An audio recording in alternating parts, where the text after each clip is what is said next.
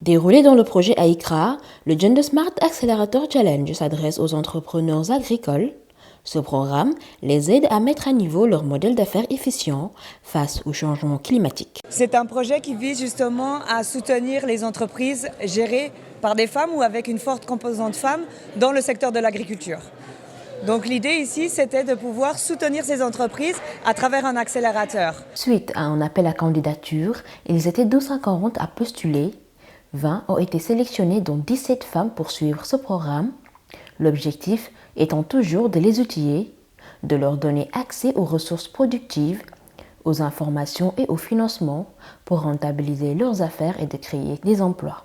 L'objectif, c'est de pouvoir soutenir ces petites et moyennes entreprises dans leur modèle d'affaires afin de pouvoir être à l'échelle et pouvoir créer des emplois pour le secteur agriculture au Sénégal et aussi montrer que des entreprises dans le secteur agricole peuvent être résilientes au climat et aussi créer des emplois. Généralement, les femmes rencontrent des difficultés d'accompagnement. Ce programme d'accélérateur vient alors au chevet des femmes chefs d'entreprise dans le secteur de l'agriculture. Pourquoi ce choix? Parce que pour les femmes, c'est toujours plus difficile de demander des crédits. Il y a des contraintes au niveau des collatérales, mais aussi les femmes ont moins de confiance à aller vers les banques. Ce programme, justement, est destiné aux femmes parce qu'il les appuie et les soutiennent dans le développement de leur modèle d'affaires. L'initiation à l'agriculture intelligente redessine l'avenir de l'alimentation pour atteindre la sécurité alimentaire et remédier aux effets négatifs du changement climatique. Cette approche vise à fournir à l'industrie agricole l'infrastructure nécessaire pour tirer parti des technologies de pointe. Vous savez que le Sénégal fait face à de nombreux risques climatiques comme la hausse des températures ou les pluies extrêmes, comme on peut le voir à Dakar souvent. Et justement, c'est comment les business, par exemple les producteurs, peuvent faire face à ces extrêmes climatiques. Je peux vous donner un exemple par rapport à l'irrigation, comment mettre en place des systèmes d'irrigation au goutte à goutte ou des services d'information climatique qui peuvent les aider justement à avoir des business plus résilients. Tout le monde a entendu parler du changement climatique, mais quels sont les impacts sur leur modèle d'affaires? Donc c'était aussi de créer une sensibilisation par rapport aux impacts vraiment sur leur modèle et aussi de pouvoir discuter avec eux de qu'est-ce qu'ils ont vraiment besoin. Quels sont les impacts qui sont plus importants par rapport à leur modèle.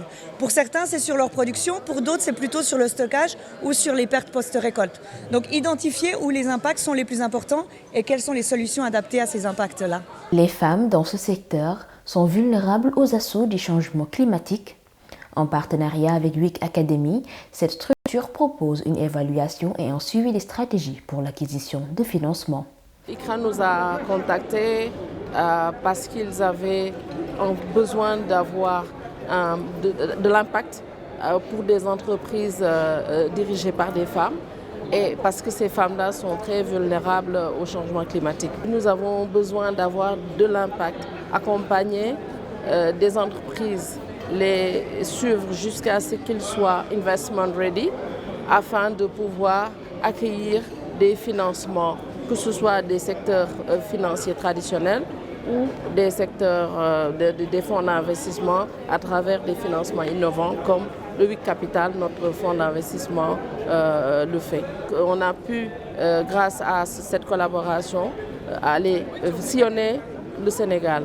On a pu sélectionner des entrepreneurs de la région de Dakar, de la région de Thiès, de Saint-Louis, de la région de Bakel et de la région de Casamance et aussi dans la région centre comme à Pambal. Et voilà, on a pu essayer à travers cette formation-là parcourir avec leur business, voir les points où ils étaient beaucoup plus fragiles, essayer de les renforcer. L'accompagnement est passé de la stratégie marketing du business model en allant même jusqu'à parfois, si nécessaire, à des thèmes sur le développement personnel. Divers produits ont été proposés par les différents participants de ce programme. L'une d'elles, notamment la Tefadidiou, nous fait découvrir ses produits dont la viande végétale, une structure analogue à celle de la viande. En gros, un substitut de viande. Yàpp bi ñu ngi ko defee à base de chair de cajou. Donc on a fait sous différentes variétés. Donc am na mariné pour les brochettes, les grillades. On a aussi le curry pour les sauces. On a aussi nature boo xamante ne nit ki mën na ko épicer nu mu ko bëggee. Di def aussi tamit des produits qui sont sans gluten, comme suñu variété gamme de biscuits. Donc il y a des biscuits yoo xamante ne c'est sans gluten, amul farine de blé. Donc ñun blé bi on le remplace avec la farine de ñebbe, donc moom la ñu utiliser comme alternative. Le secteur de la transformation des produits céréaliers s'étend, malgré des écueils qui s'imposent. Des innovations sont en train d'être faites, comme la transformation du moringa avec des produits céréaliers. Les granolas, c'est un mets qui nous vient d'ailleurs, certes. On ne connaît pas le flocon d'avoine au Sénégal, mais on essaie de le sénégaliser. Avec notre fameux nebedaï, on a des amandes de pommier du Cayor, le Néo, on a de la noix de cajou, on a du miel de la Casamance à prendre au petit déjeuner avec du lait ou du yaourt. Donc on essaie vraiment de tropicaliser ce mets. Pour Hermione Aounou, son domaine de prédilection reste de reproduire les gâteries de chez nous à base de cajou, d'arachide, de pommes de terre. Nous avons une offre très variée et diversifiée. Nous faisons dans le secteur des produits apéritifs et snacks. Et donc ce sont des cacahuètes grillées sucrées, ce sont des cajous grillés salés ou beurre salé, ce sont des nougatines, avec par exemple les écarts de tri de qualité par rapport aux cacahuètes. On peut faire du beurre de cacahuète avec. De la même manière, les brisés de qualité des noix de cajou, on y fabrique du beurre de cajou avec.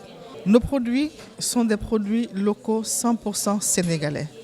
L'arachide vient du Saloum, les anacardes viennent de Ziguinchor, donc de la région de la Casamance, et les céréales également sont dans la zone ou de la région de Louga, Diourbel ou du Saloum. L'agroalimentaire, une industrie investie par les femmes au Sénégal, cette diversité de petites entreprises agroalimentaires démontre la capacité d'innovation des femmes pour faire face aux contraintes de leur environnement.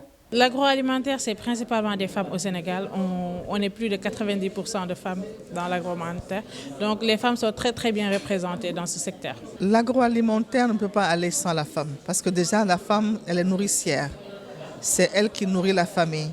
Et donc par défaut, elle cherche toujours à améliorer ce qu'elle fait avec ses mains, donc donner de la valeur avec ce qu'elle transforme. Et pour moi, on ne peut pas dire qu'on va aller vers le consommer local, on va aller vers une industrialisation, une transformation en mettant les femmes dehors. Pour les participantes à ce programme, leur contribution à la réduction de la carbone sur l'écosystème est certifiée. Une viande bi ñuy defal déjà concept ak idée bi dafa jógee ci tout ce qui est lié aux environnements parce que ñun dañoo dem ba sentir que ni tey jii muy darkase bi ñu nga xamante ne sénégalais xam nañ ko mais pomme bi duñ ko lekk pomme boobu amul marché sur le marché sénégalais donc sénégalais duñ ko consommer fu muy mujj dañ koy sànni loolu moo indi concept bi ñu def ko en viande pour permettre aussi producteurs yooyu ñu mën a rentabiliser seen récolte mais aussi régler aussi tamit impact carbone bi muy émettre sur l'écosystème sénégalais parce que boo jàppee 38% c'est énorme. C'est énorme 38% yoo xamante ne day rajouté wu ci 70% yoo xamante ne perte production agricole mi ngi koy def ci yeneen filières yi. Nous avons déjà la transformation, donc cette valeur ajoutée que nous apportons à nos produits qui fait que bon déjà il y a moins de produits qui seraient laissés sur les champs ou laissés non transformés. Il y a déjà cette contribution-là que nous faisons par la transformation des produits. Il y a également la création d'emplois, l'autonomisation qu'on donne aux femmes parce que ce sont des employés, ce sont des chefs de famille qui travaillent pour subvenir aux besoins de leur famille et à leurs propres besoins. C'est tout ça ramassé qui vraiment montre que l'impact dans ce que nous faisons est palpable. Au terme de cette formation, les petites et moyennes entreprises sont préparées à optimiser le développement de leur entreprise, de les redresser et de s'adapter aux changements liés au climat. Après 4 mois d'accompagnement et d'encadrement, ce programme sera ainsi clôturé et les participants reçoivent leur attestation. 6 des entrepreneurs seront subventionnés à hauteur de 15 millions, une somme qui pourra leur permettre d'accroître leur productivité.